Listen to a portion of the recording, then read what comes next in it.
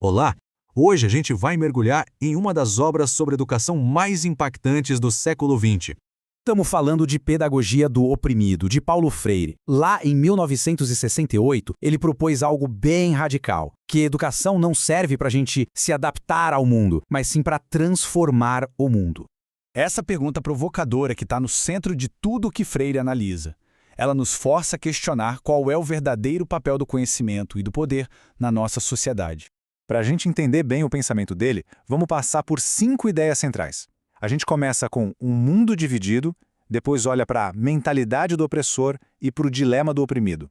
Na sequência, a gente vê a solução, a pedagogia da libertação e fecha com o objetivo maior de tudo isso, tornar-se mais humano. Ok, vamos lá.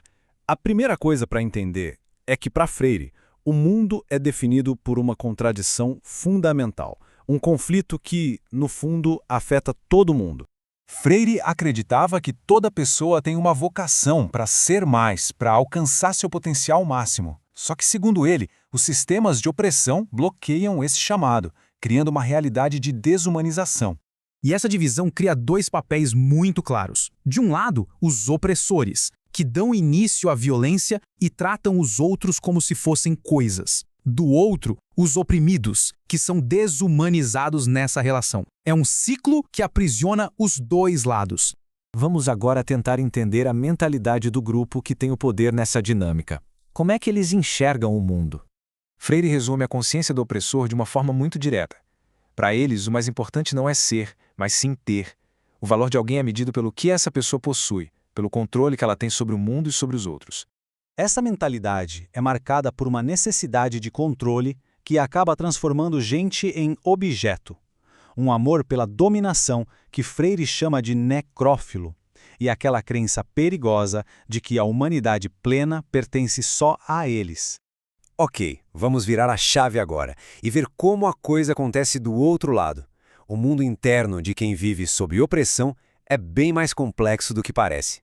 Esse ponto aqui é crucial. Freire defende que os oprimidos acabam internalizando a visão de mundo de quem os oprime. Eles começam a se ver como inferiores, incapazes. Basicamente, eles hospedam o opressor dentro de si. E aqui está o paradoxo trágico da situação. Por causa dessa consciência dual, o único modelo de sucesso, de ser humano por completo que eles conhecem, é o do próprio opressor. A libertação, então, passa a parecer a chance de se tornar aquilo que os oprimia.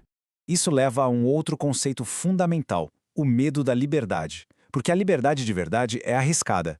Ela exige autonomia, exige responsabilidade. Para alguém que está acostumado com a estrutura da opressão, essa liberdade pode ser apavorante.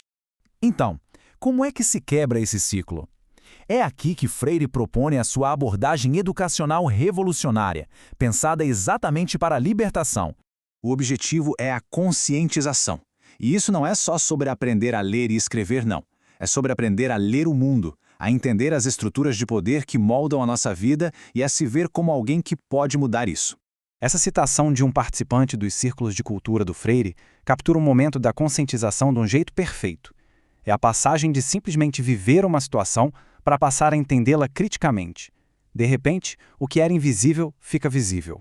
Mas só a conscientização não adianta. Ela precisa estar ligada à ação, no que Freire chama de praxis. É a união que não se separa entre refletir sobre o mundo e agir para transformar esse mundo. De forma simples, a praxis é um ciclo contínuo. Primeiro, a reflexão crítica para entender a realidade. Depois, a ação para mudar essa realidade, o que leva a uma nova realidade que, por sua vez, vai precisar de mais reflexão. E isso tudo nos leva ao objetivo final de todo esse processo. Qual é o resultado dessa pedagogia que liberta? Essa é a pergunta que todo mundo faz e talvez seja a mais importante. Se os oprimidos tomam o poder, eles só vão inverter os papéis? A resposta de Freire é um não categórico.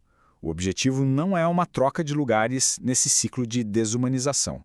A libertação autêntica quer quebrar essa dinâmica opressor-oprimido de uma vez por todas, criando uma nova realidade em que todo mundo possa buscar a sua vocação de ser mais.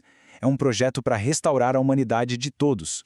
E no fim das contas, Freire vê essa luta não como um ato de vingança, mas como um ato de amor.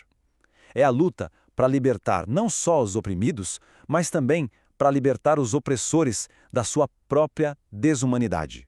E isso nos deixa com uma pergunta para a gente pensar.